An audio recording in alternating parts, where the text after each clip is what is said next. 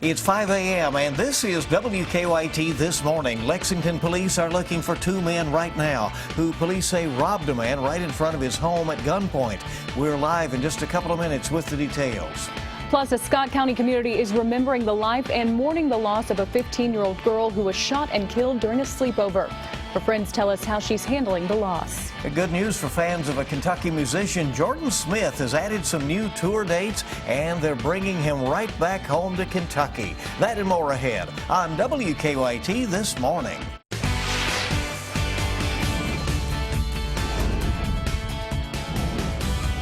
This is WKYT This Morning. Good morning to you, and thank you so much for starting your day with us. I'm Andrea Walker. I'm Bill Bryant, and we hope you had a great weekend. You ready to go? It's Monday, the 29th of August. I mean, we slide into September this week. Can you believe it? Feels like this month has just flown right by. Zip by. I mean, and so has summer, but tell that to summer, right? Right. Sticking around. It's been hanging around, no doubt about it. Meteorologist Jim Caldwell is in this morning. We're going to have another hot day, huh? We certainly are, and you know, you're right. September does get here later this week, and right when we flip the calendar over to the brand new month, daytime highs are going to come down. It's quite fascinating to watch how that forecast has been coming together the past few days. Out there this morning, though, upper 60s, low 70s, still a little on the sticky side as well. We're dealing with all that moisture around the area yesterday, and we'll have some out there today, so we're not going to catch the relief yet, but it's trying its best to evolve and make a run at us here over the next few days. So with that being said, folks, the forecast, heat and humidity sticks around at least today, but not for much longer. That's the key there out of everything. Heat, humidity, everything you saw in that sentence, not for much longer. That's what we want to hear. I'll break it down coming up. Shortly, we thank you. Let's get to the news. This morning, Lexington police are searching for two masked men who they say robbed a man at gunpoint. It happened on Laredo Drive. That's off of Reading Road in Lansdowne Drive just after 11 o'clock last night. WKYT's Victor Puente is live tracking the investigation. Good morning, Victor. Well, Lexington police are still looking for the two men who committed this robbery. They tell us the victim had just gotten home when they approached him. It happened just after 11 o'clock last night on Laredo Drive. Lexington police say the victim was getting out of his car when two men walked up to him armed with handguns. They told him to give them his wallet. He did, and then police say they ran to a neighboring park. They say both men were wearing skull masks that covered their faces. Police brought out a K-9 to try to track the two men. They weren't able to find them. It's possible they had a car waiting. Police say a second caller told them they heard a car speeding away from that area shortly after that robbery. Well, that victim wasn't hurt, but those men did get cash, with his wallet with cash, his credit cards, and his ID. Live in Lexington, Victor Puente, WKYT. All right, Victor, thank you. A Scott County community is remembering the life and mourning the loss of a teenager today. Kentucky State Police say 15-year-old Morgan Penn was sleeping over at a home in Stamping Ground when bullets fired outside the house struck and killed her. Troopers have charged Michael Davidson with Penn's murder. The community held a vigil for her last night. Friends there say Penn had just started high school, and the sudden loss is hard for them to process. I didn't understand. All day yesterday I just kind of talked to some friends and tried to understand what was going on. And then I got like 3 hours of sleep. I can't sleep. I feel like I'm gonna puke every time I eat. A visitation is scheduled for Wednesday. Funeral services are Thursday morning at Tucker, Yoakum, and Wilson Funeral Home. A GoFundMe has been set up to help cover funeral costs, and you can find a link to the GoFundMe on WKYT.com. Mourners paid their respects to two nuns murdered in Mississippi last week. A wake was held last night at St. Thomas Church in Lexington, Mississippi. Police found Sister Paula Merrill and Sister Margaret Held earlier this week dead in their home that they shared in Durant, Mississippi. Merrill was a member of the Sisters of Charity of Nazareth based in Nelson County, Kentucky. She will be buried near the congregation's headquarters. Merrill's sister says the patients and staff will miss both women. Her patients absolutely loved her. She was so good to them, and she and Sister Margaret both went so far above and beyond anything that could be expected of a normal human being. Rodney Earl Sanders is charged with 2 counts of capital murder. Investigators say he confessed to killing the nuns. Police still haven't figured out a motive for those killings. Well, Donald Trump is gearing up to deliver a major speech on immigration this week and then meet with voters at an African-American church in Detroit. That's coming up on Saturday. Trump's minority outreach comes as Democratic nominee Hillary Clinton continues to face questions over her time at the State Department. Hina Daniels covers both campaigns. Donald Trump took to social media to detail plans for a, quote, major speech on immigration in Arizona Wednesday before big crowds. The development comes amid speculation the Republican candidate is softening some of his hardline proposals, including plans to create a deportation force. Appearing on CNN Sunday, running mate Mike Pence maintained Trump has stayed consistent. We will have a mechanism for dealing with people in this country that you heard the word humanely again. It's going to be fair, it's going to be tough, but there'll be no path to legalization, no path to citizenship unless people leave the country. Trump is facing an uphill climb trying to win over minority voters. The effort grew more difficult over the weekend after the Republican nominee tweeted about the murder of NBA star Dwayne Wade's cousin, adding, quote, African Americans will vote Trump. He's been trying to make the case that the increase in random crime and senseless murders is unacceptable to all of us. Hillary Clinton has been trying to paint Trump as hostile towards minorities while dealing with criticism over a so-called pay-to-play operation between the Clinton Foundation and the State Department. It's not pay to play unless somebody, actually gave someone 50 cents to say, I need a meeting. No. The Democratic nominee is off the campaign trail again today, holding more fundraisers with wealthy donors. Hina Daniels, CBS News. 2 Chicago men were charged yesterday with first-degree murder in Friday's shooting of Nikia Aldridge, the cousin of NBA star Dwayne Wade. Federal investigators are looking into a computer virus affecting some hospitals in eastern Kentucky and West Virginia. An ARH spokesperson says they are dealing with technical complications, and right now the ARH system of hospitals are operating under their emergency operations plan. They say the computer virus has limited their use of electronic web-based services and electronic communications. All of their computers are now shut down to avoid spreading the virus. Patients who plan on visiting a physician are asked to bring all of their prescribed medications to their appointments until further notice. Fire investigators in Pike County will return to a home today that was destroyed in a fire over the weekend.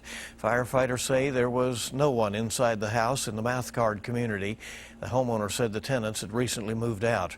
Crews say the home had electricity. They're still not sure if the fire was electrical. Renters have to keep watching on their properties when people are moving in and out. Thompson says at this time foul play cannot be ruled out. Crews say they have worked several house fires this year in Pike County, and they're asking homeowners there to take extra precaution. Well, after years of work, the first commercial flight will depart out of a western Kentucky airport today. Airport staff, TSA agents, and builders prepared for the flight this weekend at the Bowling Green Warren County Regional Airport. The manager of the airport says he hopes locals will take advantage of the new opportunity and start flying out of Bowling Green. A lot of families were at the Mount Sterling Montgomery County Airport for the 45th annual Aviation Day there. The event gave dozens a chance to get up and close and personal with some planes. Kevin Cockrell has been involved with that event for years. He says the idea is about more than just having fun. Jordan Smith fans, you are in luck. The Voice winner and Kentucky native has released some new tour dates. Smith tweeted that he's added more stops in his Something Beautiful tour. One of his stops will bring him back to the Bluegrass. Smith will be in Louisville at the Brown Theater October 25th. Tickets are already on sale for the concert. Prices start at $25. Magnificent voice. Oh my gosh. Bringing it home, right? Yes. Okay. WKYT this morning, just getting started. Great to have you with us here on this Monday. Hope you had a good weekend and you're ready to go in this new week. Still to come, he's the world's greatest pretender, and he's got a gold medal to show for it. We'll take a look at one American's stellar performance in the World Air Guitar Championship right after Jim's forecast. And our forecast will include more chances of showers and thunderstorms and a lot of steam out there, at least here in the early parts of the week. But changes toward the end. We'll break it down coming up for you. Now, your zone-by-zone forecast with meteorologist Jim Caldwell. Nice calm morning out there for us to get the new work week rolling at us. But the problem is it won't stay calm for long. We'll end up with some steam and chances of a few showers and thunderstorms a little bit later today. You can almost see a little hint of a haze there as well. 70 degrees here in Lexington with humidity, of course, at 90%. Very typical this time of year to have high levels of humidity hanging out with you to start any old morning out. We look to our visibility map here as well. And I was mentioning where we got into some rain yesterday, some showers, some thunderstorms. You run into some areas of fog, and you're going to find visibility down in some spots, like Frankfort, down to around a mile. 6 miles here in Lexington, a mile down toward Middlesboro, Moorhead at 3 miles, so you can get the general idea. And as we go through the next couple of hours, we'll likely see some of these areas go a little bit less than that as well. Right now, area-wide, upper 60s, low 70s, and a few mid-60s peppered in there as well. From Danville down to Somerset, 66 degrees each in those locations, and 69 into London. As we progress through the day today, we're going to see those heat index numbers again climb awfully close to the century mark. And in some cases, probably especially to our west, we will get there. Around 98 today. So you can see that the concentration of heat and humidity really trying to get together again across Kentucky today. So making it very uncomfortable this afternoon, but it'll back off some as we get into your Tuesday. We'll begin to watch those numbers come down at least a little bit. Here's what our Defender Radar Network is picking up on, and that would be not much of anything this morning. Yesterday, decent thunderstorms really went up and just produced some heavy rain and, of course, severe weather elements as well. Winds 60, 70 miles per hour across many areas. Our hour-by-hour run here, as we take you through the day today, you'll see just that scattering of showers and thunder showers across parts of Kentucky into the afternoon and evening hours. We go beyond that, we get into your Tuesday, and we start seeing something coming together just to our north. That is a frontal boundary, and it's one that you really want to see get in here, because once it does and gets completely through, we are doing a completely different weather, or we will be entering a completely different weather world. Wednesday, showers, thunderstorms showing up north of our area. And then what will happen is the front catches up and drops through going into Thursday, increases our chances of rain, but at the same time, we look beyond the rain chances, and you see it's all worth it because daytime highs are down a lot compared to the beginning of the week. And there's a good indication that maybe we get in some areas into the upper 70s get stuck, but just a good general 80 for daytime highs out there for you by Friday. So start out kind of rough, but as we enter the holiday weekend, it's looking pretty good. Should be pleasant. All right. Pleasant. That's a word we don't hear enough. You know? That's right. In the news in general, you know. There you go. Yeah, you're right about that. Thank you so much, Jim. 5:15 our time this morning. The Olympics may be over, but one American brought home a gold medal for being a great pretender. Interesting stuff. American Matt Aristotle Burns won the World Air Guitar Championship held in Finland this weekend. He placed second in the competition for the last 3 years, always a bridesmaid, but now he's the bride. But this year he pretended to rock out better than the rest of them and made America very proud. And I'm just pretty stoked. This is an Olympic year, so to bring the gold back to my country this year, it's really special. He is excited. Now another American also placed in the competition. Nicole Mom Jeans Jeannie finished in third and brought home the bronze, also making America very proud. What do you think of that, Bill? Well, I hope the first guy doesn't throw his neck out of place. No, he was giving it his all. On, was it? Look at Mom Jeans. She's getting it too. Go, girl. All right. Yeah. Got to have those moves. There you go. Monday morning on WKYT. It's great to have you with us. A lot more news is coming up for you this morning. When we return, a look at your money. Signs of concern for state-run retirement systems and the merger of the world's biggest beer makers will mean some major job cuts. I'm Brooke Silva-Braggett in New York. Those stories and more coming up in your CBS Money Watch report. Good morning. Welcome back in. It's great to have you along here. We're rolling up on 5:20. It's bright and early. Get up this early. Getting moving on this Monday. We are. It doesn't look so good for Kentuckians who are looking to retire right now. The state has a massive shortfall in the state retirement system. And more than 5,000 jobs will be cut after the merger of the world's largest brewers. Brooke Silva-Braggett has the latest on your money. U.S. states have a massive shortfall in their retirement systems. The Pew Charitable Trusts puts the number at over $1 trillion. 47 out of 50 states have not set aside enough money to meet their retirement obligations. The greatest shortfalls are in Illinois, Kentucky, and New Jersey. Federal Reserve Chair Janet Yellen hinted interest rates could rise next month. Stocks went up on her remarks, but then turned lower. The Dow closing down 53. The Nasdaq gained 6. Consumer sentiment worsened for the third straight month in August. The Consumer Sentiment Index fell to 89.8. That's down from 90.0 last month. Younger consumers were especially discouraged, reporting small income gains and higher expenses. The merger of the world's largest brewers will lead to over 5,000 job cuts. Anheuser-Busch InBev will cut 3% of its global workforce after merging with SAB Miller. The combined brewing behemoth will sell roughly 30% of the world's beer. That's your Money Watch. For more, log on to CBSMoneyWatch.com. In New York, I'm Brooke Silva-Braga. Hope you keep it here on WKYT. We're back in just a moment with more news here on your Monday morning, and our top stories coming up at the bottom of the hour just a few minutes away. Sports is on the way next. Stay with us. We are going to track another steamy day across Kentucky with daytime highs probably coming in the low 90s. More heat, humidity just getting together here across the entire Commonwealth. 70 right now, though, with a feels like temperature of 70 as well, because we're not dealing with humidity yet. Later today, though, I think we run into a chance of some isolated showers and thunderstorms. Any one of those could produce heavy rain. You see that all the time. We saw that yesterday. The atmosphere was just right for it. 86 by 2 o'clock, 90 for your high, and then we'll back things off as we head through the rest of the afternoon and into the evening hours. Now, let's get you up to date on sports.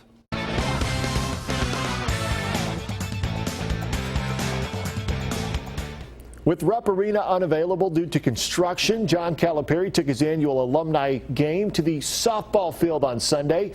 Calipari, along with former Kentucky players, several pro athletes from other sports, and even a couple of actors got together on the field in front of a couple thousand fans at Whitaker Bank Ballpark. Proceeds from the event going toward flood relief efforts in Louisiana. Now, one of the highlights of the night was the home run derby.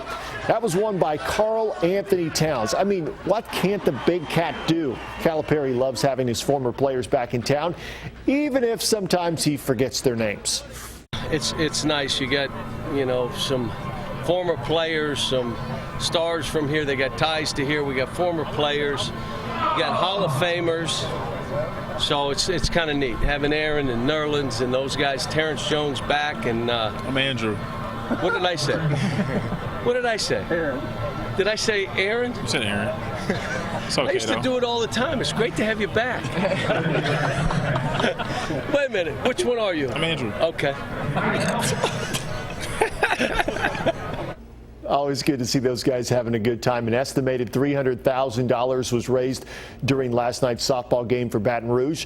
Also this weekend, John Calipari announced his foundation raised more than $1 million for 14 different charities through the John Calipari Fantasy Experience. Well, can you think of a better place to watch the Bengals' third preseason game than in a swimming pool inside of Jacksonville's Everbank Stadium? I'm a little bit jealous, I gotta say. Andy Dalton didn't need a pool to make a splash.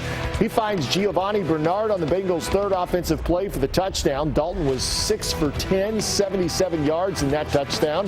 Early in the second, Jeremy Hill wins the foot race to the corner just inside the pylon. The Bengals starters look good, but the Jaguars get the victory by the final of 26-21. And can you believe it? We are officially in game week for the UK football season. We've been talking about the Wildcats season opener for a month now. Finally, it is almost here. We will talk to Mark Stoops later today. We will hear from the Wildcats as they get ready for the season opener now just 5 days away. That's a look at your morning sports. Have a great day.